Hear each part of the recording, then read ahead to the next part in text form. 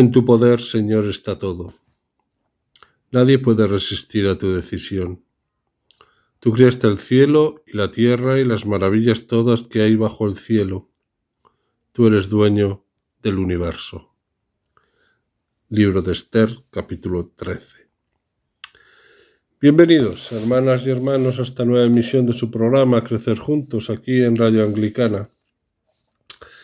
Estamos con Isaías y al terminar el programa anterior leíamos ese bello texto de Isaías capítulo 7, versículos del 1 al 9 y luego el versículo 14. Lo recordarán perfectamente. Ese que termina que el Señor os dará una señal. Mirad, la joven está encinta y da a luz un hijo a quien pondrá por nombre Emmanuel. Pues bien, como les decía, vamos a ver la situación de este texto, de estos versículos del capítulo 7, en el conjunto del libro de Isaías, que me parece muy interesante. Pues vamos allá, que Isaías tiene tajo. El libro de Isaías, como bien sabemos, es el más extenso de los libros proféticos, pero presenta una paradoja. Por una parte, la obra en su conjunto muestra un sentido coherente como todo libro, pero por otra parte, al analizarla con más detalle, los investigadores han percibido tres secciones distintas que corresponderían a Isaías capítulo 1 al capítulo 39, del 40 al 55 y del 56 al 66. Bueno, esto es más que sabido. Tampoco hemos descubierto nada.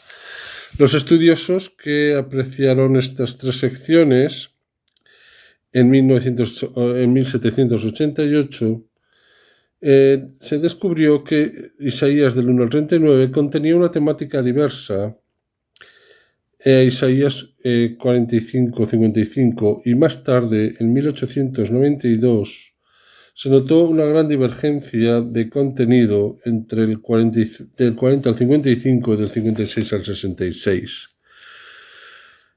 A partir de entonces, cada sección de Isaías recibió un nombre, para mi punto de vista, excesivamente técnico. A Isaías 1.39 se le llamó el primer Isaías, se le ha llamado, así se ha quedado ya.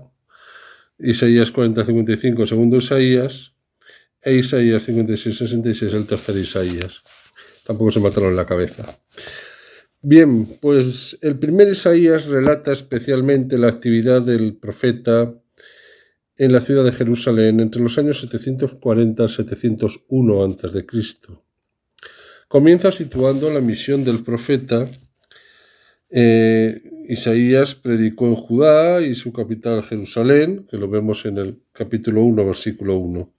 Después expone la predicación dirigida a los habitantes de Judá e Israel, capítulo 1, versículos 2 al 6 y versículo 13.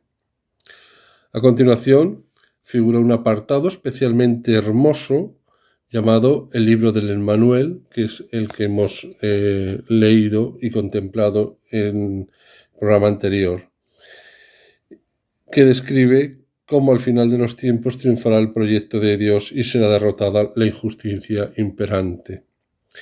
Seguidamente emergen los oráculos contra las naciones, en el capítulo 13, versículos del 1 al 23 y hasta el 18. El profeta percibe que la injusticia no se da solo en Judá, sino que acontece en todo Oriente, y por eso censura con dureza la corrupción donde quiera que ocurra: Babilonia, Asiria, Filistea, Moab, Damasco, Etiopía, Egipto, Duma, Arabia, Tiro y Sidón. A continuación figura el Apocalipsis mayor, Isaías 24-27, que relata el triunfo de la verdad y la derrota de la injusticia.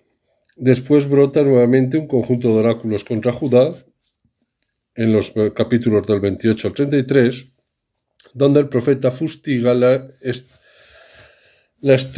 estulticia de los dirigentes. Acto seguido figura de nuevo un texto apocalíptico, el Apocalipsis menor, en los capítulos 34 y 35, que resalta el fracaso del país de Edom. enemigo de Judá, y la victoria de Jerusalén. Finalmente, un apéndice histórico, que son los capítulos 36 al 39, describe los avatares de la invasión de Sennacherib y los consejos de Isaías al rey Ezequías. El fragmento de Isaías 7, versículos 1 al 9, objeto del estudio que estamos haciendo, se sitúa pues en el primer Isaías y concretamente encabeza el libro del Emmanuel. El episodio narrado se desarrolla durante la guerra siro-efraimita y especialmente cuando los reyes de Siria e Israel acosan a Ahaz, rey de Judá.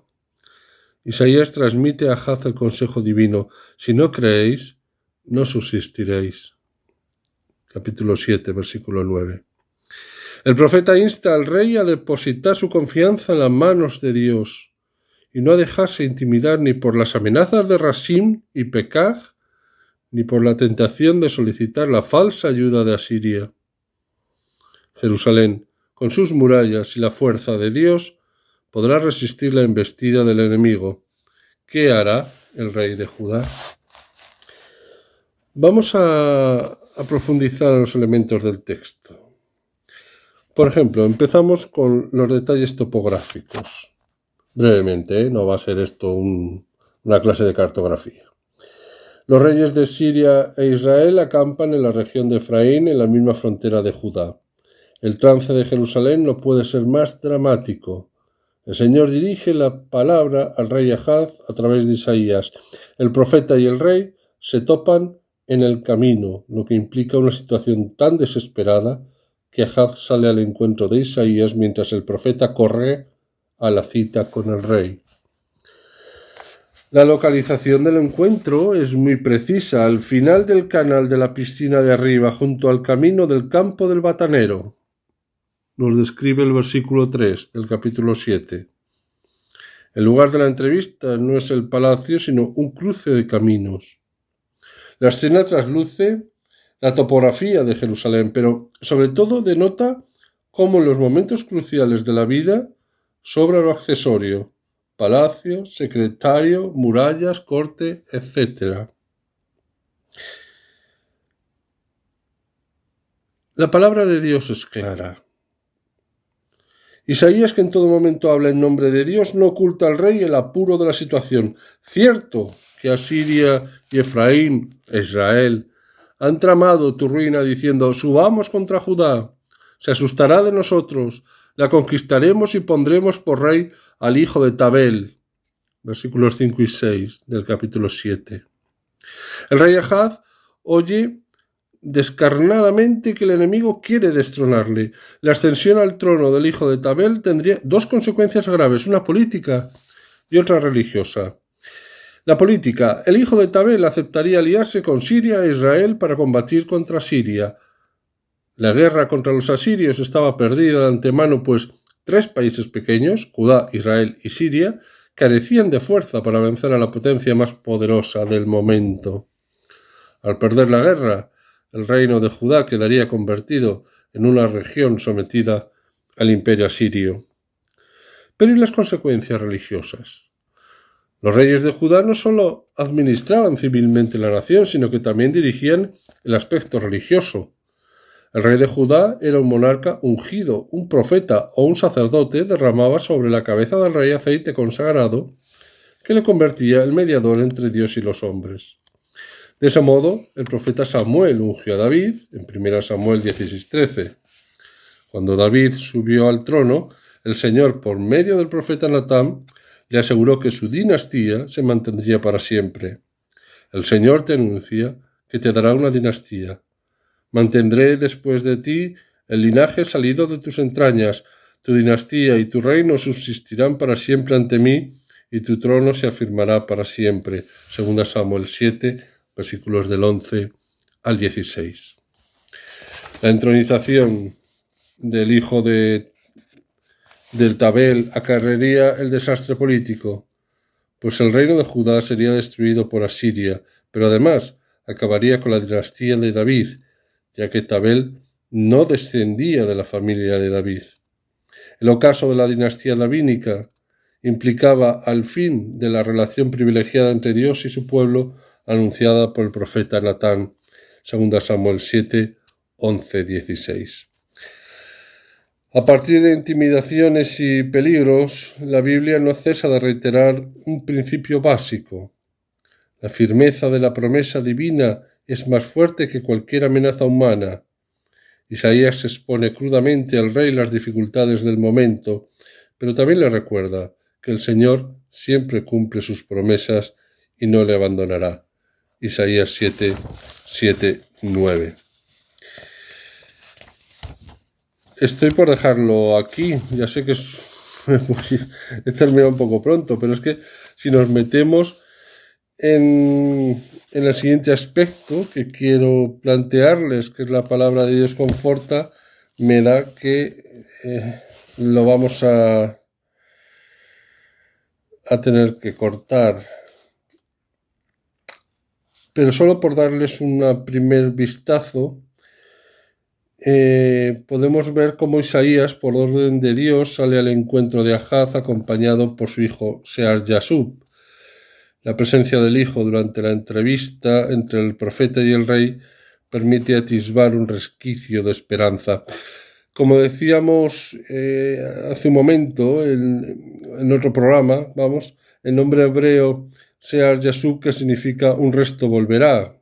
Acuérdense que hicimos una pequeña elenco de esos nombres y sus significados. La presencia del hijo y el significado de su nombre indican que no todo está perdido, que aún queda un resto, que todavía permanece la esperanza para sacar a Jerusalén del pozo de la angustia. Bien, seguiremos si Dios quiere en el programa siguiente. Yo creo que con lo que hemos visto hoy nos podemos quedar con una idea, y es que todos tenemos la esperanza que Dios siempre cumple sus promesas. Es muy importante no olvidar en nuestra vida de fe, en nuestra vida cotidiana, que las promesas de Dios se cumplen. Habrá momentos más o menos oscuros, como hemos visto al pueblo de Israel, como Isaías tiene que salir ahí a poner las cosas en su sitio, a recordar precisamente eso, ¿no? Que nos lo habla con la historia del Emmanuel, esa promesa, y va recordando a tantos y tantos personajes precisamente eso, y nos lo recuerda hoy, porque al fin y al cabo la palabra de Dios es viva y eficaz. Quedémonos con esa idea, hermanas y hermanos, las promesas de Dios se cumplen. Pues bien, si Dios quiere, seguiremos con Isaías y bueno, pues iremos adelante.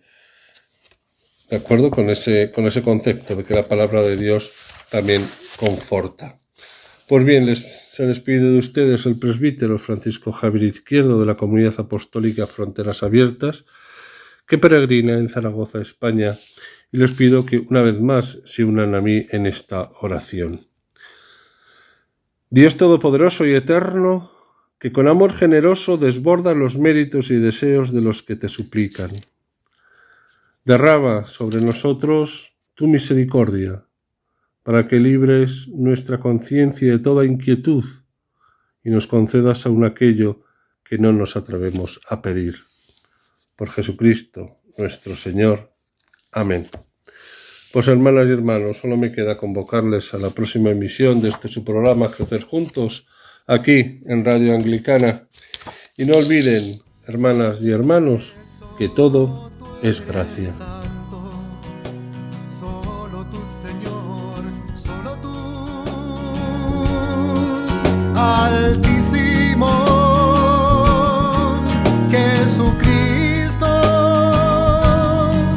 con el Espíritu Santo en la gloria de Dios Padre. Amén.